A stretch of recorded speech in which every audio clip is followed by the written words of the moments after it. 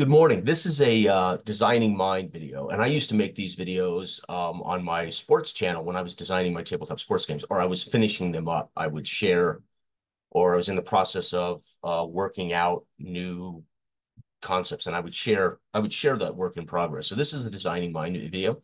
This is really for Dell, as we don't have all the time in the world to chat together, and we don't have all the time, and it's hard to do this via text. So I thought I'll make a video, share it with the public, and also Dell can hear my ideas. So, we've talked about during the process of Dark Age of Man, the future, right? That there are genres we want to also tackle. Um, one of my goals with Dark Age of Man was not to be derivative, not to use other rule sets, not to try to, so we really wanted Dark Age of Man to be unique. And of course, there's no such thing as complete uniqueness in the hobby because dice are dice and systems are systems, and how to do a thing in the role playing hobby is pretty standard practice. So you're never going to be.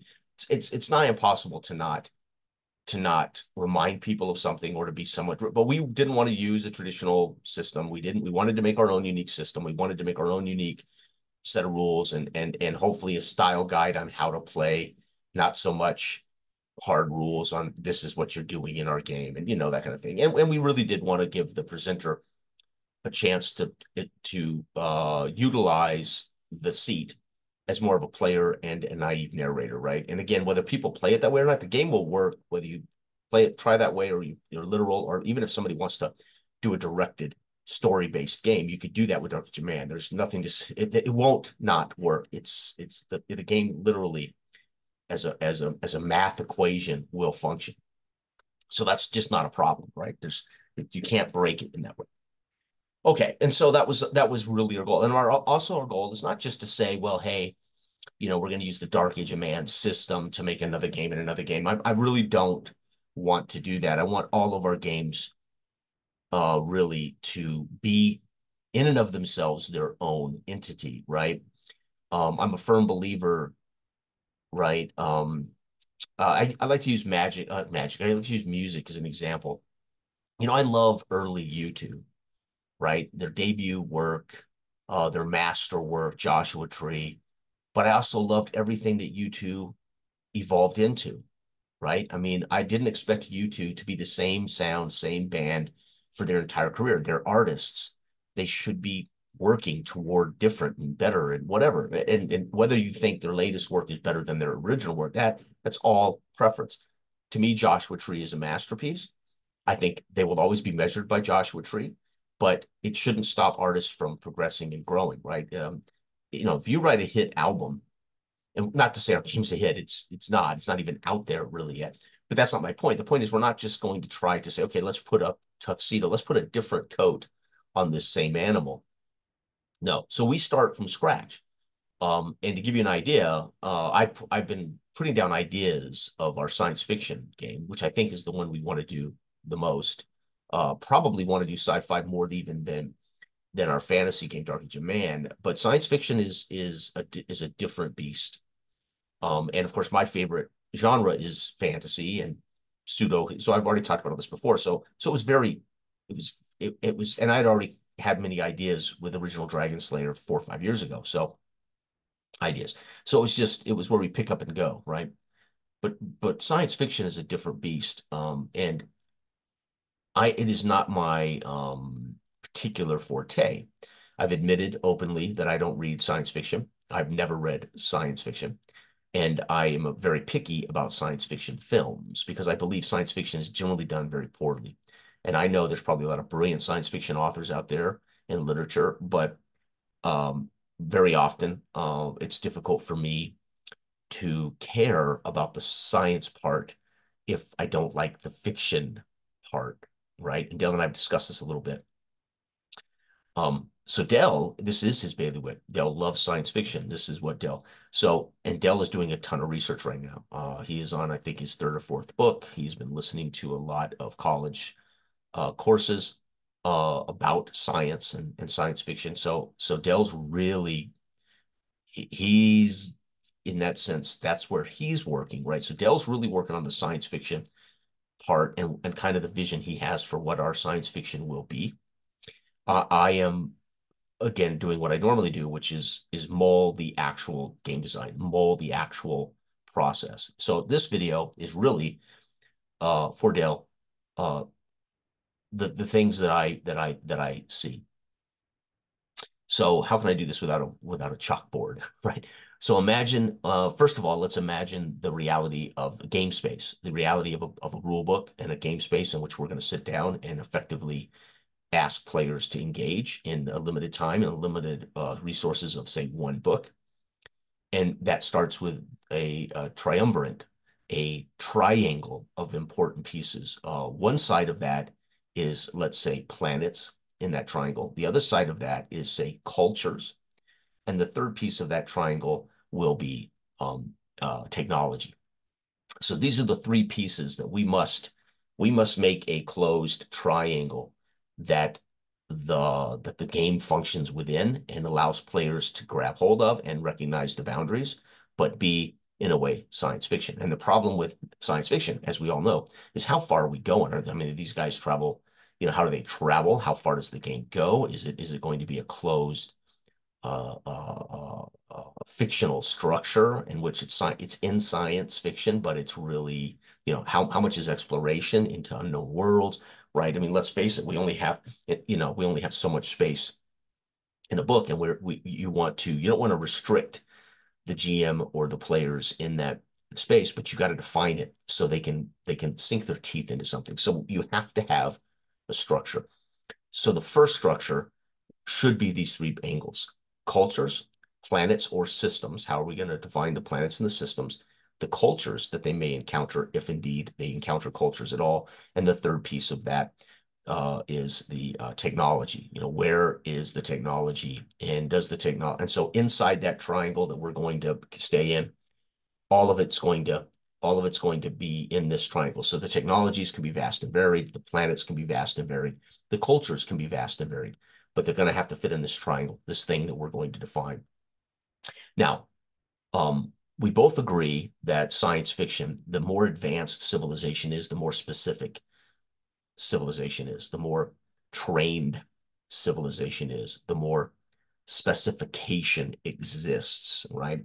So the more advanced, Greeks had doctors, right? But they might not have had necessarily doctors slash surgeons, right? So the greater our civilization, the more specificity we see among engineers and the doctors when they pick a specific study, etc. I mean, in all walks of life, we are at the most advanced we could possibly be in the world with specification, right? So we know that means we're going to need probably professions, and those professions will need skills, right? So we are I am right now banging around ideas for a skill-based system. And then what kind of mechanics would use, and whether they would be tied to profession or whether you build your own, etc. So those are ideas I'm working on right now, which would be outside necessarily of the details of what Dell's researching and learning. So I am already working on the game design and the details, right? I think we need to recognize that attributes may not even be relevant. It may be straight skills, right, that matter, right? We have to decide that. So these are ideas I've been banging on, and I've been looking at the D100, the use of a percentile system. However, we aren't set yet on that because that allows for a greater range of skilled variables, right? 10%, 15%, 20%, right? I mean, yes, you can do that with a D20 as well, right? But D100, I think it allows for a greater range of effect, right? But I don't know. I don't know yet how we'll go about the mechanics. We can get those ranges in any number of dice. Depends on how many steps we want on the dice, right? Do we want 5 steps on the dice? Do we want 10 steps on the dice? Do we want 12 steps on the dice? Do we want 20 steps on the dice? Do we want every single step 1 to 100, right? This is, in a nutshell, what we have to begin to think about when we start these concepts. We both are in agreement completely on the overall genre of the science fiction, the kind of science fiction. We don't want fantasy, sci-fi, space opera. We don't want to do Star Wars-esque or John Carter of Mars. We're not into the pulpy Flash Gordon, none of that. Um, it won't be horror sci-fi like Alien or right where there's a specific psychological setup and goal for the players and the mechanisms are derived to support that psychological piece of the game, so to speak, like other games do so well, Mothership and Alien and those dark places, nothing like that. Um, I would say probably both of us are more inspired by Traveller than we are inspired by any other science fiction role-playing games. But again, we don't want to be derivative. We don't want to be Traveller. And we want to be a distinct thing. Dark Age of Man, we purposely defined the borders of the fiction. It is 850 to 1066 range. It is England. It is Ireland. It is invaders. It is many kings battling for control and territory. It is pseudo-historical. Technologically, it is the Dark Ages. It is illiteracy. It is superstition. It is ignorance. It is magic. It is miracles. It is class hierarchy. It is bias, et cetera, right? I mean, the world is, the game is. I mean, we don't write a bias game. The world could be, right? So these things allowed us to create a space in which we define those boundaries, and we're asking you to be restricted within those boundaries. And that's what creates art, right? Music, the restrictions of music is what allows musicians to create art in those restrictions. So Dark Age of Restrictions is the actual setting. It's the actual place. It's the actual definition of time and space, not restricting the way players go about doing actions or being a character, right? So that's the difference, right? So I think our sci-fi has to be, in a way, the same. It has to be strict and structured so players can understand the integrity of the fiction, but not necessarily limit what they're going to do in game. So if that makes sense, it's hard to explain. So again, Dell is getting ready to start banging out the actual setting. He's getting ready to bang out the ideas of the science fiction that we're going to set the world in, the space in. So that's amazing because I did all the Dark Age of Man. It's going to be really cool to see Dell. This is in a way, science fiction is Dell's baby. So it's going to be Dell's world. It's going to be Dell's ideas. What's going to be cool is how we then again create a defined space that is indeed science fiction and not just another game wearing a different suit, right? It should impart a whole different, hopefully, vibe for the players. And I'll be honest, I think science fiction, um, there's probably greater story. It's a greater breadth of narrative stories that can be experienced in science fiction, right? I mean, it's science fiction is vast, right? The stories we're going to understand in, say, fantasy, swords and sorcery, right? Not to say they can't be vast, but there's a certain there's a certain limitation on the kind of narrative stories that we're going to experience, the kind of narrative moments that one might experience in the Dark Ages, right? You can have Game of Thrones in our game, right? You can have political. The entire campaign can end up being helping the king secure the borders, and it becomes almost many political, social conflicts, and not so much combat, right? And then the combats can be epic, macro, one role narrative battlefields, right? We can have a battle, we can have epic combats the same in the same system that can be mono a mono sword fights, right? So Dark Age of Man is not restricted in that way, right? It can be Game of Thrones or it can be Dragon Slayer, where a group go off to hunt the dragon, right? Or it can be, whatever you do. So we know that. That's what we wrote the game for. It's what we designed the game for. We don't know where players will take it. We don't know how fast players will be. We don't know whether someone will have the guts to write us an adventure session that's strictly Game of Thrones, right? A one-page RSC with the inciting incident and the major and minor dilemma, and all the RSCs being solely related to court politics. It can be done, right? You don't have to play Dark Age of Man as guys out in the woods with a sword, right? You can literally be, it can be that level of political intrigue, depending on the group you're with. Nothing in Dark Age of Man says you can't. And it's one of those things I want to do. I want to write a couple of those and put them out free as single night sessions that are about Game of Thrones-esque political intrigue, right? Or court intrigue, right? Okay. And just showing what you can do with Dark Age of Man. It doesn't have to just be adventure, right? Okay. It can be different. Social dilemma, conflict, political conflict, legal conflict, right? Okay. Which we've had. We've had a couple of court cases in Dark Age of Man. Kevin's first session of Dark Age of Man playtest ended in us ultimately standing before the Lord and the Queen and being held accountable for actions in a small court type drama. And Sam, in one of his sessions, turned into where my character was on trial for something. All of it came from play, right? He didn't sit down and say, we're going to have a courtroom drama today. It literally happened live, and it led to this. It led to a courtroom, and that's Dark Age of Man. This could happen because we don't have a plan. We just play. Okay. So imagine science fiction, right? It's vast, infinite, and it can be really tricky to get the science part of the fiction right. And the science must be defined, but if we define it too narrowly, well, like we are in real life, okay, we're sending probes out and we haven't really revisited the moon, right? Since what, 19, I don't remember the last time we were on the moon.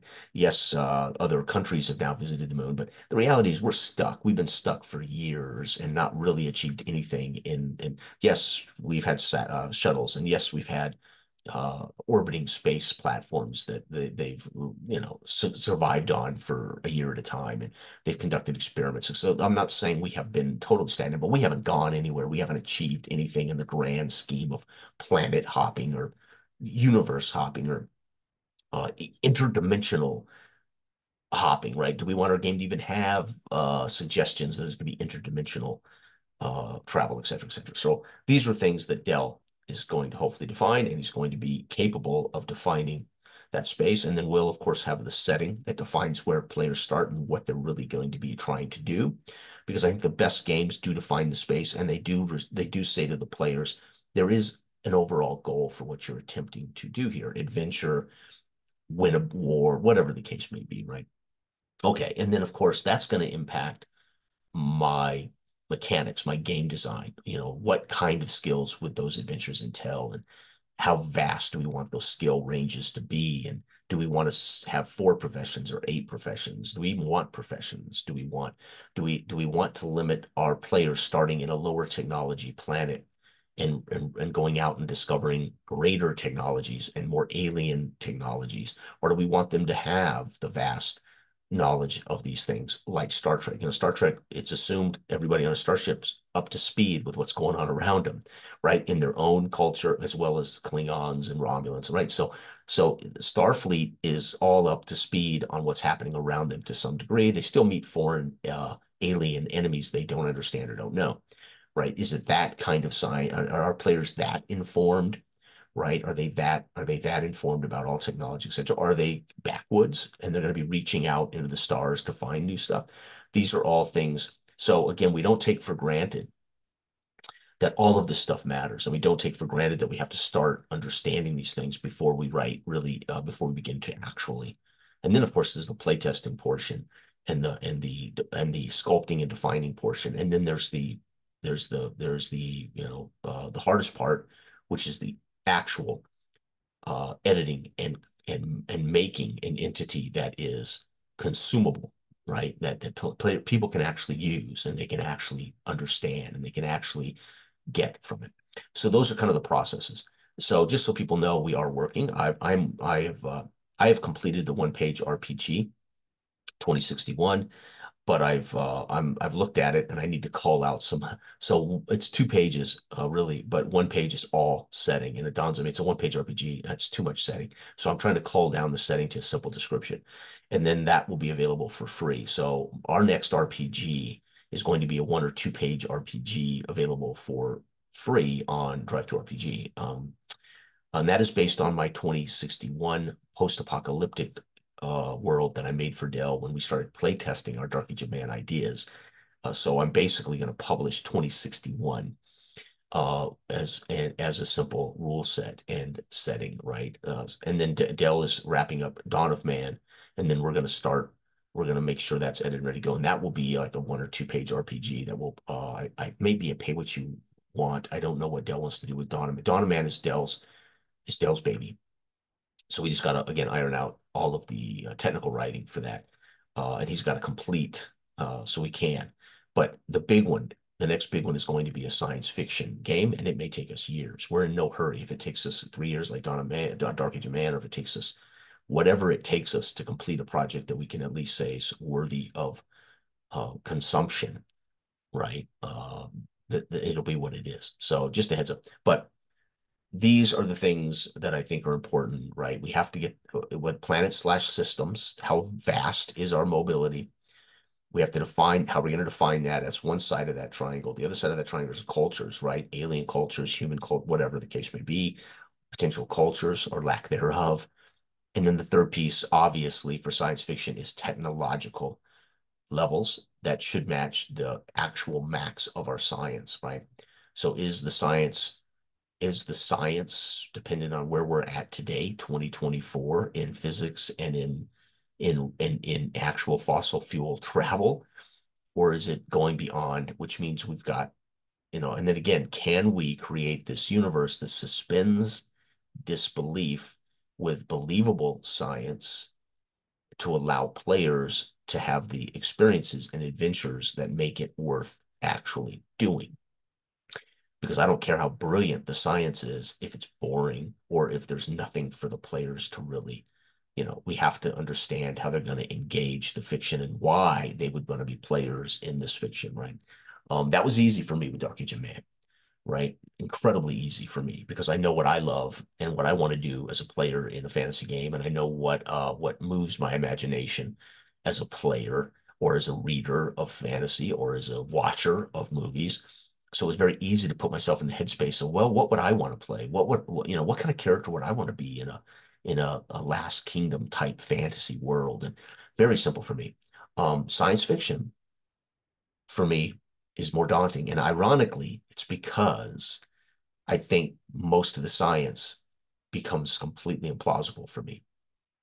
And there's a fine line between this is ridiculous and I got to suspend all my disbelief, and I can't because I can't allow it, or it's too restrictive. And I'm like, well, where are we going? What's the point?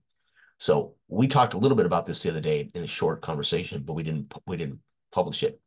But I thought since Dell's wrapping up some of his research and is going to begin a process of culling that into his setting, culling that into the science fiction, I wanted to share, keep those three pieces in mind, and I will continue to work on the system, and then we will obviously have to connect the system to the reality of what kind of what kind of characters the players would engage with, right?